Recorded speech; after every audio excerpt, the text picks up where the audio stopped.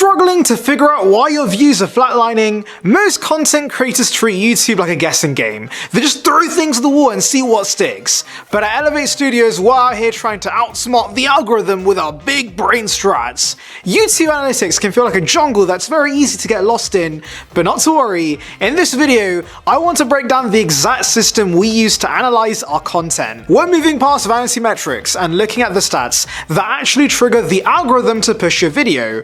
If you want to grow, you have to stop guessing and start measuring. Before we dive into the dashboard, make sure to like and subscribe for more no-nonsense content creation tips. The first metric I look at isn't views, it's retention. How long people watch your video is crucial because it tells the algorithm if your content is actually satisfying the job it was hired to do. Once you've uploaded a piece of content, give it 24 to 48 hours, then dive into the retention graph.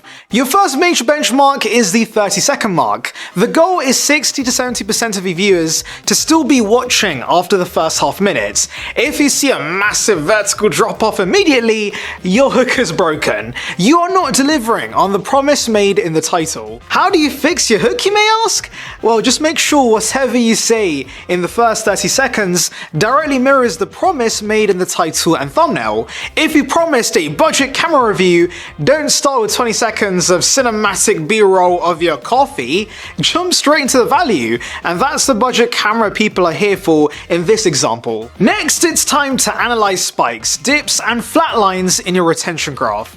Spikes are moments where the audience rewatched a segment or shared it. Those are the best moments of your videos, so you should definitely take note of them. If people spike every time you show a specific graphic or crack a great joke like I do most of the time, that's a signal to do more of that in your next batch of content. Let me check what my spike is right now. 1 minute. This can't be right. It's when I'm off camera. What does that mean? Anyway, dips show you exactly where you've become boring or confusing. Maybe your explanation of how lighting works went on for too long, or you had some weird transition from one topic to another. At Elevate Studios, we use these dips as a don't do this again list. Let's say as an example, my content dipped when I delved into one topic for too long, which happens pretty often. I can now take that as a note and be more succinct in the future. A pro tip, if you have a portion that's killing the video's momentum, you can actually use the YouTube editor to trim out that section after the video is published. It can sometimes save a dying video by smoothing out the retention curve, and if you go on Reddit, because that's the source for all kinds of information, you'll come across many saying this simple change has saved their video. Next, we analyze average watch duration, or AVD. This goes hand in hand, quite literally, with retention, but it's the raw time in minutes. Ideally, you want people watching 50 to 60% of your total video. Now, why is this so important? Well, it's pretty obvious, isn't it? You want people to watch your whole video. You spent hours making it, so of course you do. But also, this benefits YouTube. Ultimately, their goal is to keep people on this platform. They want people wasting hours of their time away because it makes them money. You watching all those ads makes YouTube more money. So if your 10-minute video keeps people for 6 minutes, that's a massive signal to the algorithm that you are a high-value content creator. This is why you see creators pushing for longer videos. A 20-minute video with 40% retention generates more watch time than a 3-minute video with 90% retention. But that doesn't mean you explain how to make a ham sandwich for 3 hours. The topic must justify the length. If you're just padding the runtime with gibberish, your audience is gonna hate that, and the algorithm will see the low retention and bury the video. Now, none of the retention matters if no one clicks in the first place. Click-through rate, or CTR, is how many saw your thumbnail and decided, hey, this seems like a sweet video, I'm gonna click it. We aim for a sweet spot between 6% and 10%. Anything over 10% is outstanding, and usually means this video is going viral within its niche. Think of CTR as the audience's first impression of your video.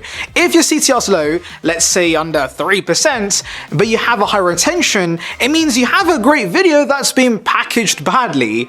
This is why you should take advantage of the A/B testing within YouTube YouTube analytics. You can test out different titles with the same thumbnail, or different thumbnails with the same title, or even different thumbnails paired with different titles. Clearly, a lot of variety, as you can see. And what's great is that YouTube actually gives you a breakdown of the percentage of people clicking on each option, with it then defaulting to the one getting the most clicks. It's honestly so useful and helps you experiment with different types of thumbnails and titles, and then you'll eventually see a trend of the titles and thumbnails that work best, and you can just replicate those. Next, you need to know where your audience is coming from to know how to optimize your content for YouTube. There are 3 important ways someone can find your content. There are browse features, so this is the audience going on their home screen, subscriptions, the trending page, etc. Here your thumbnail needs to stand out. Imagine how you watch YouTube and how your video is going to be put against hundreds and hundreds of other videos, so make sure the colors pop, text is clear, and any facial expressions stand out, aka those typical clickbait thumbnails like this. Oh my god! Honestly, they do work. Then we have YouTube search, where people are searching for the topic you're covering. Here your SEO and keywords in the title and description are the priority. If you use words that are searched often, then your video is going to rank higher. It's as simple as that. Finally, we have suggested videos. Here retention is the only thing that matters, because YouTube's only going to recommend videos that people watch all the way through. Also, check the What Your Audience Watches tab. This isn't just you being nosy, this is market research. See what titles and thumbnails are working for your competition, and if your competitor's doing one type of video that works, then try and make a version in your style. Now, don't exactly copy it word for word, but analyze what works and see how you can adapt it to your style. If your audience is watching them, they are telling you exactly what they want to see. The audience tab breaks down your community into 3 categories too. Those are new, casual, and regular. New viewers are pretty simple to explain. They're the audience who are, you wouldn't have guessed it, new to your channel. They likely found you via search or a viral short. Then we have casual viewers. They watch you occasionally but aren't watching every single video you make. And then we have the final and most important category, which are your regular viewers. These guys love your content and they watch within the first hour of an upload. So your biggest job is to please that regular core. If they click and watch until the end, they provide the seed data YouTube needs to then push the video out to new viewers. By pleasing the core, you trigger the growth engine. I know it sounds all fancy, but seriously, all you need to do is whatever they're watching, just keep producing more of that. So if they love you waving your hands like this, then give them more of that. Also, make sure to interact with comments.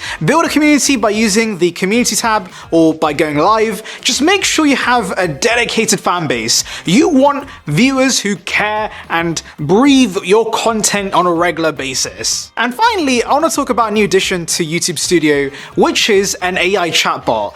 You might be thinking, why shove AI into everything? But seriously, this addition is quite useful. You can now break down everything via AI, and this AI chatbot gives you an easily digestible view of your metrics. You just have to ask it to analyze your latest video, and it'll give you a 24-hour breakdown, which is so useful because instead of you digging through the analytics, you get actionable targets that you can focus on and improve. So yeah, please do take advantage of it. Hopefully that gave you a better understanding of how we read the room at Elevate Studios. If you have specific metrics you're struggling to move, let me know in the comments below. I'll jump in and try to give you guys some advice. Make sure to like and subscribe for more content creation systems. Stop guessing, stop measuring, and remember to keep elevating.